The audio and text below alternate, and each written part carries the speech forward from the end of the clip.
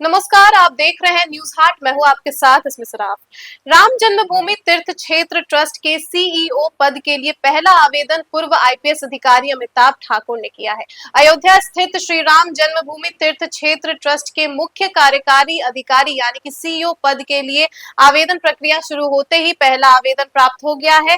यह आवेदन उत्तर प्रदेश कैडर के पूर्व आईपीएस अधिकारी अमिताभ ठाकुर ने भेजा है। ट्रस्ट ने बीते 13 जुलाई यानी कि सोमवार को इस पद के लिए आवेदन आमंत्रित किए थे। बता दें कि आवेदन जमा करने की अंतिम तिथि 18 जुलाई निर्धारित की गई है। ऐसे में आज 15 तारीख है और अब सिर्फ 3 दिन ही बाकी है आवेदन जमा करने के लिए। अमिताभ ठाकुर ने आवेदन भेजने के बाद कहा कि ट्रस्ट द्वारा जारी विज्ञापन में निर्धारित सभी पात्रताओं को वह पूरा करते हैं। उनके मुताबिक प्रशासनिक अनुभव और अन्य आवश्यक योग्यताओं के आधार पर वह इस जिम्मेदारी के लिए खुद को उपयुक्त उम्मीदवार मानते हैं। श्री राम जन्मभूमि तीर्थ क्षेत्र ट्रस्ट ने सीईओ पद के लिए विस्तृत पात्रता शर्तें जारी की है। बता दें आपको कि आवेदन केवल ऐसे व्यक्ति कर सकते हैं जिनकी आयु 50 से 70 वर्ष के बीच हो और जिन्होंने किसी बड़े संस्थान, संगठन, विभाग या कंपनी में कम से कम 20 साल तक प्रबंधकीय जिम्मेदारी निभाई हो। सामान्य प्रशासन, वित्त,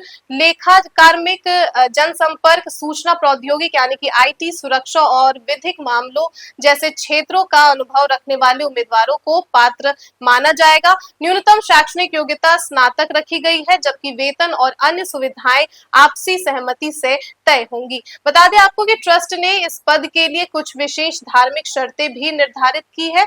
आवेदन करने वाले व्यक्ति का हिंदू, वैष्णव और भगवान श्री राम का भक्त होना अनिवार्य होगा।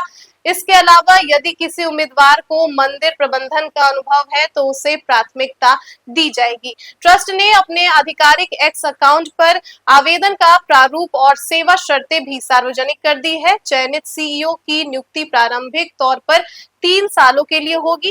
कार्य संतोषजनक पाए जाने पर कार्यकाल बढ़ाया भी जा सकता है। ट्रस्ट ने स्पष्ट किया है कि सीईओ सीधे ट्रस्ट के महासचिव के प्रति जवाबदेह होगा। संस्था के सभी प्रशासनिक, वैधानिक और वित्तीय कार्यों का संचालन उसी की जिम्मेदारी होगी। इसके अलावा महासचिव द्वारा समय समय पर सौंपे गए अन्य दायित्वों का निर्वहन भी सीईओ को करना होगा। बता दें कि जिनको सीईओ का पद मिलेगा उन्हें ये 10 बड़ी जिम्मेदारियां निभानी होंगी। पहला, संस्था के स्वरूप और आवश्यकता के अनुसार कार्यप्रणाली विकसित करना।